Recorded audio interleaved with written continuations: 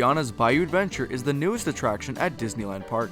Following the events after The Princess and the Frog, riders joined familiar friends Tiana and Louis the Alligator on a journey to find Critter Band members. But at one time, different critters occupied this space, with this once being Splash Mountain. While the story of Brer Rabbit's adventure to the Laughing Place and back home to the Briar Patch has been removed, there are a few references to this classic log ride. Today we're mainly going to be focusing on the Disneyland version. However, we have a separate video on the Walt Disney World counterpart, which can be found in the description below.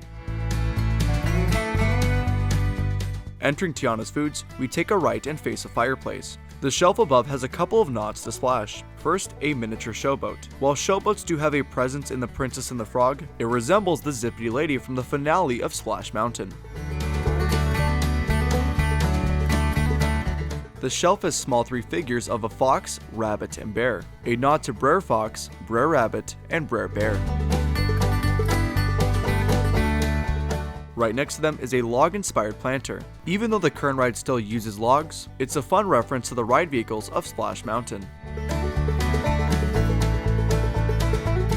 On the left side next to Single Rider, there is another showboat and three more statues of a rabbit, fox, and bear. And instead of a log planter, it's a beehive, which, as you might recall, beehives played a large role in Splash Mountain.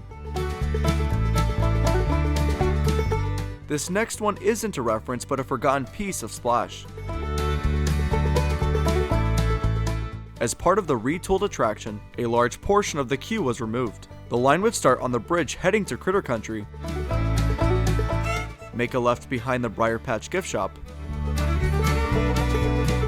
and wind through trees, giving you a great view of the mountain before heading down an incline to join the rest of the queue. None of that was used, with the queue now starting next to Ray's Berets, the former Briar Patch. However, some stick-designed railings remain. While this area is still blocked off at the time of this recording, it appears it might be turned into a viewing area for Tiana's.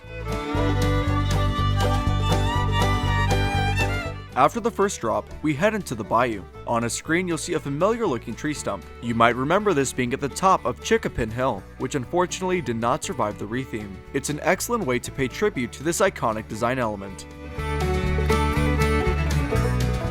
Before we're made tiny by Mama Odie, Louis sticks out of a log as he searches for musicians. Brer Bear got stuck in a very similar way before we splashed into the Laughing Place. This new scene appears to be a callback. With the opening of any new ride, there also comes a wave of merchandise, including this pullback toy. On the front of the log, there appears to be a rabbit. This toy was inspired by the design of the logs of Splash Mountain, which had a carving of Brer Rabbit on the front. Unfortunately, the current logs didn't replace this detail.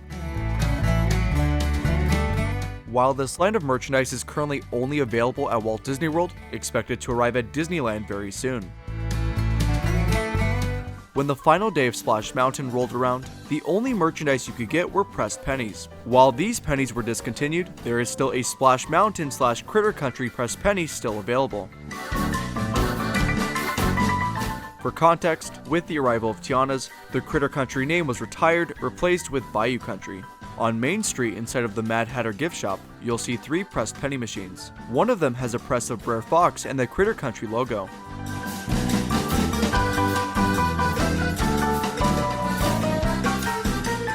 So tell me, did I miss any references? If you've ridden Tiana's Bayou Adventure, tell me your thoughts. If you enjoyed today's video, why not subscribe? Thank you very much for watching, and as always, have a great day.